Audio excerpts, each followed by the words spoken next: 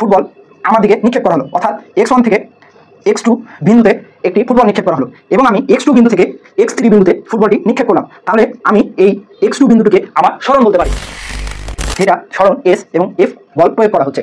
তাহলে এখানে আমরা 45 ডিগ্রি থিটা কোণে একটি কোণ নিলাম।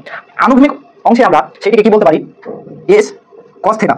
উল্লম্ব অংশে আমরা কি বলবো, S sin theta equal Fs 50 × 2 cos theta 180 degree, অর্থাৎ -100 জুল। তাহলে এটা হচ্ছে 180 ডিগ্রি, অর্থাৎ ঋণাত্মক কাজ। আর যখন আসসালামু আলাইকুম, আমি মোহাম্মদ শাহরিয়ার ফেরদৌস। আজকে আমি তোমাদের ক্লাস নিব নবম দশম শ্রেণীর কাজ শক্তি ক্ষমতা অধ্যায়, যা আমাদের এসএসসি পরীক্ষা খুবই গুরুত্বপূর্ণ। এইখান থেকে আমরা এমসিকিউ প্লাস সিকিউ শিখব। তার আগে আমরা এই অধ্যায়ে কি কি পড়া রয়েছে এবং কোথা থেকে প্রশ্ন আসে সেই পড়াগুলো দেখি। চলো আমরা শুরু করি ক্লাসটি। তাহলে আমাদের ক্লাস হচ্ছে কাজ শক্তি ও ক্ষমতা।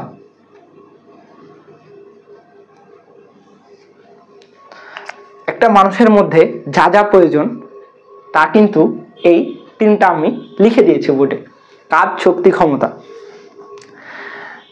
আজকে আমরা প্রথমে শিখব কাজ, অর্থাৎ কাজের ব্যবহার। কাজ আমাদের দৈনন্দিন জীবনে আমরা যেসব ধরনের কাজ করে থাকি সেই সব ধরনের কাজ, যেমন আমরা সারাদিন পড়াশোনা করলে বাবা মা অনেক খুশি হয় এবং সেটাকে কাজের একটা অংশ হিসাবে ধরে। এবং নিশ্চয়ই তোমরা লক্ষ্য করেছো যে তোমাদের বাসায় একজন দারোয়ান থাকে, যে তোমাদের বাসার নিরাপত্তা দান করে। সে কিন্তু বসে বসে তোমাদের গেটের কাছে তোমাদের বাসার নিরাপত্তা দান করে, তাহলে সেও কিন্তু একটা কাজ করছে। কিন্তু ফিজিক্সের ভাষায় আমরা সেটাকে কাজ বলতে পারি না। কাজ যখন বলবো তখন কিন্তু আমাদের কোনো বস্তুর, আমরা সেইখানে প্রথমে বলতে চাইবো যে কোনো বস্তুর উপর বল প্রয়োগ করা হলে এবং বস্তুর সরণ ঘটলে বল ও সরণের গুণফলকেই আমরা কাজ বলতে পারি। তবে আমরা কখনোই এটা বলতে পারবো না যে সাধারণ জীবনে আমরা যেমন পড়াশোনা করি, তারপরে আমরা বাসা পাহারা দিই, এটার জন্য যে বেতন দেওয়া হয় সেটা কিন্তু আমাদের দৈনন্দিন জীবনের কাজ। ফিজিক্সের সাথে সেই কাজের কোনো সম্পর্ক নেই। তাহলে কাজ আমরা কাকে বলতে পারি,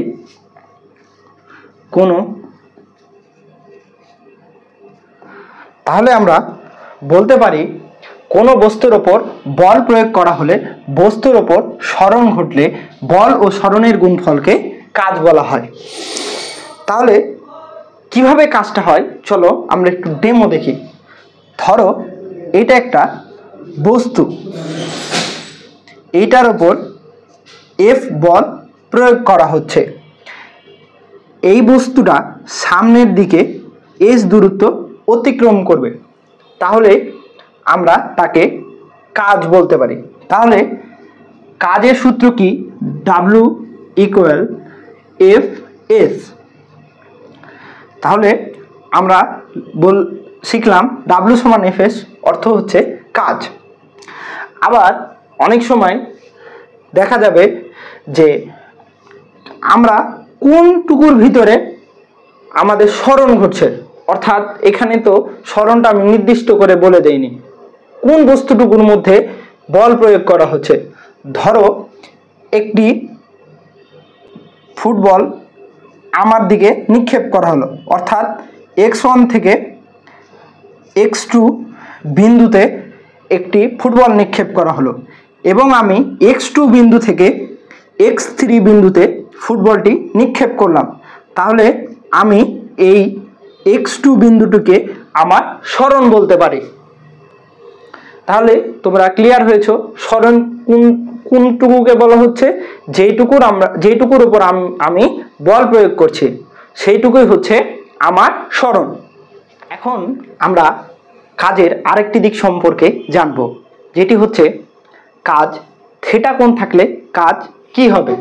তাহলে আমরা একটি বস্তু নিই, যেটা সরণ এস এবং এফ বল প্রয়োগ করা হচ্ছে। তাহলে এইখানে আমরা 45 ডিগ্রি থিটা কোণে একটি কোণ নিলাম। আনুভূমিক অংশে আমরা সেইটিকে কি বলতে পারি, এস কস থিটা। উলম্ব অংশে আমরা কি বলবো, এস সাইন থিটা। তবে আমাদের এখানে উলম্ব অংশের প্রয়োজন নেই, আনুভূমিক অংশের প্রয়োজন রয়েছে। তাহলে কাজের ক্ষেত্রে যখন কোণ দেওয়া থাকবে তখন আমরা সেইটি বলবো কাজ সমান FS equal FS S cos theta. অর্থাৎ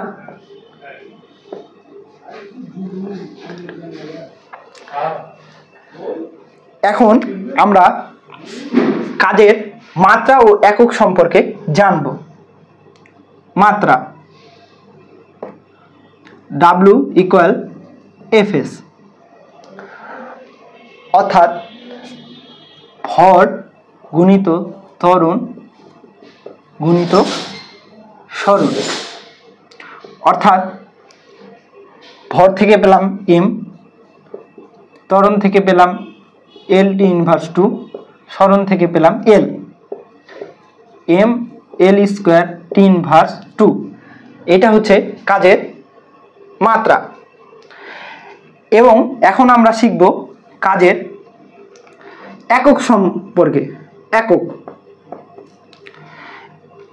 W ইকুয়াল এফএস, এফ থেকে পেলাম নিউটন আর সরণ থেকে পেলাম মিটার, নিউটন থেকে পেলাম জুল, মিটারের কোনো একক নেই সেহেতু এখানে জুল থাকলো। তাহলে W ইকুয়াল জুল বলতে পারি। একক এবং মাত্রা আমাদের এসএসসি এবং এইচএসসি পরীক্ষায় অনেক গুরুত্বপূর্ণ এবং এটি আমাদের পরীক্ষায় এমসিকিউ আকারে থাকে। তো চলো আমরা সামনে যাই এবং আরও কিছু নতুন তথ্য দেখি। যখন আমাদের 1 জুল বলা হবে, 1 জুল বলা হবে, তখন আমরা কি বলবো, আমরা তখন বলবো 1 নিউটন ও 1 মিটার দূরত্ব অতিক্রম করে তাকে 1 জুল বলা হয়। তাহলে আমরা আবার 50 জুল যখন বলা হবে তখন আমরা বলবো যে 10 নিউটন বল প্রয়োগ করা হয় এবং 5 মিটার দূরত্ব অতিক্রম করা হয়। আবার বলতে পারি 25 নিউটন বল প্রয়োগ করা হয় এবং 2 মিটার দূরত্ব অতিক্রম করে। এটাই হচ্ছে 50 জুল এর কাজ। তাহলে আমরা জুল কি কাজে ব্যবহার হয় এবং কাজের মাত্রা সম্পর্কে জানলাম। তাহলে আমরা কাজের আরো দুইটা ভাগ দেখব। একটা হচ্ছে ধনাত্মক কাজ আর একটা হচ্ছে ঋণাত্মক কাজ। তার আগে আমরা কাজের জন্য দুইটা মান নিই। বলের মান এফ টা হচ্ছে 50 নিউটন, সরণ হচ্ছে 2 মিটার। তাহলে W ইকুয়াল হর। এখন অনেকেই বলতে পারো ভাইয়া কাজের কাজ হচ্ছে 100 জুল। তবে ভাইয়া এখানে কথা হচ্ছে আমি বললাম ধনাত্মক কাজ এবং ঋণাত্মক কাজ। যখন থিটা কোণের মান সূক্ষ্মকোণ হবে অর্থাৎ 90 ডিগ্রির চেয়ে কম হবে তখন সেইটা আমরা ধনাত্মক কাজ বলবো। আবার যখন আমরা থিটার মান 180 নিব তখন তাকে আমরা ঋণাত্মক কাজ বলবো। তাহলে W ইকুয়াল এফএস, এফএস থেকে 50 নিউটন 2 মিটার কস থিটা। আমরা এখানে থিটার মান কত নিতে পারি, 60 ডিগ্রি। তাহলে এখানে আসছে কাজের মান 50 জুল। আবার আমরা কাজের মান যখন 180 ডিগ্রি নিব তখন কিন্তু মান আসবে আলাদা। তবে চলো আমরা ধনাত্মক কাজের সংজ্ঞাটা দেখে নিই। কোনো বস্তুর ওপর বল প্রয়োগ করা হলে বস্তুর উপর সরণের যে উপাংশ পরিলক্ষিত হয় তাকেই বলা হয় ধনাত্মক কাজ। অর্থাৎ আমরা একটা চিত্রে দেখি, একটি বস্তু সরণ F বল প্রয়োগ করা হলো, যখন সেটা আমরা থিটা কোণে এই যেই তার প্রতিচ্ছবিটা এই সরণের ওপর পড়ে সেটাই কিন্তু হচ্ছে তার উপাংশের এটুকু জাস্ট তোমাদেরকে আমি বললাম ছোট্ট করে, এই যে প্রতিচ্ছবিটা পড়ছে এইটাই হচ্ছে তার উপাংশ। এইটা যখন আমরা উচ্চ মাধ্যমিক পর্যায়ে যাব তখন এটা বৃহৎ আকারে আলোচনা করা হবে। আবার ঋণাত্মক কাজ কাকে বলা হয়? কোনো বস্তুর ওপর বল প্রয়োগ করা হলে বস্তুর সরণ তার বিপরীত দিকে পরিলক্ষিত হয়, তাকে বলা হয় ঋণাত্মক কাজ। তাহলে আমরা এবার থিটার মান যদি 180 নিই তাহলে কি হবে? W = Fs 50 × 2 cos θ 180 ডিগ্রি, অর্থাৎ -100 জুল। তাহলে এটা হচ্ছে 180 ডিগ্রি অর্থাৎ ঋণাত্মক কাজ। আর যখন 90 ডিগ্রি অর্থাৎ সূক্ষ্ম কোণের বলবে বা 90 ডিগ্রির কম হবে, ধরো 79 ডিগ্রি বা 60 ডিগ্রি বললো, তখন আমরা বলতে পারি সেটাকে ধনাত্মক কাজ। এখন অনেকের মনে প্রশ্ন আসতে পারে, ভাইয়া 60 নিলেন, 180 নিলেন, তাহলে 90 কেন নিচ্ছেন না বা 90 কেন নিচ্ছেন না? হ্যাঁ, 90 নিব।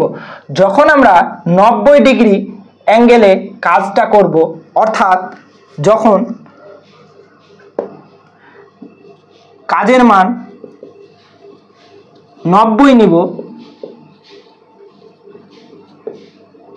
তখন হবে 0 জুল। তাহলে আমরা বলতে পারি কাজ তখন 0। আমরা তাহলে ধনাত্মক কাজ দেখলাম, ঋণাত্মক কাজ দেখলাম এবং শূন্য কাজ দেখলাম। এখন চলো আমরা শক্তি নিয়ে পড়ব। শক্তি জিনিসটা কি? শক্তি হচ্ছে আমাদের সাধারণ ভাষায় আমরা যদি বলতে যাই, দৈনন্দিন জীবনে একটা বস্তুকে এক জায়গা থেকে অন্য জায়গায় স্থানান্তর করাটাই হচ্ছে শক্তি, বা একটা জিনিসকে চেড়ে ওপরে তোলাটাই শক্তি। হ্যাঁ, দৈনন্দিন জীবনের ক্ষেত্রে ঠিক আছে, তবে ফিজিক্সের ভাষায় শক্তি বলতে আমি বুঝি কোনো বস্তুর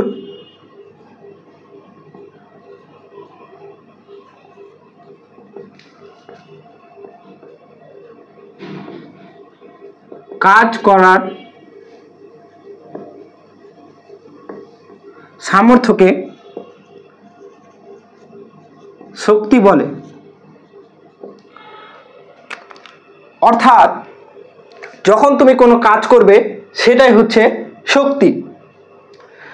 তাহলে শক্তির বিভিন্ন মাধ্যম রয়েছে, যেমন ধরো আলোক শক্তি, বিদ্যুৎ শক্তি, চৌম্বক শক্তি, এইসব। যেমন ধরো আলোক শক্তিও রয়েছে।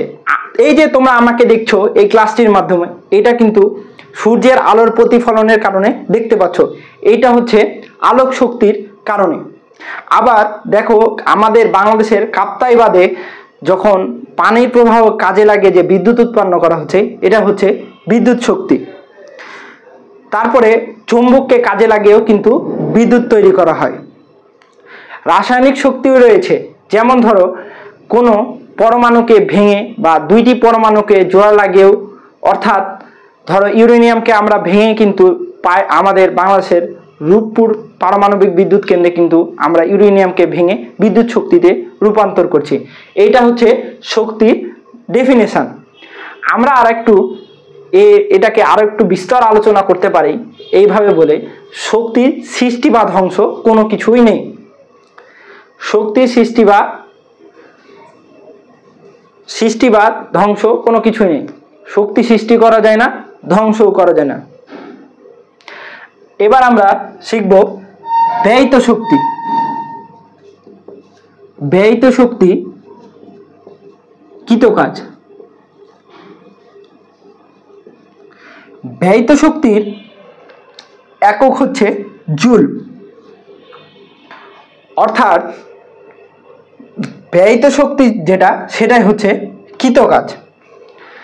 আমরা শক্তি এবং শক্তির প্রকারভেদ নিয়ে সামনে ক্লাসে ইনশাল্লাহ আরো বিশদ আলোচনা করব এবং কিছু সূত্র দেখব যেগুলো আমাদের খুবই গুরুত্বপূর্ণ, এবং আরো নতুন নতুন অনেক সূত্র আছে যেগুলো আমরা শিখব সামনের ক্লাসে।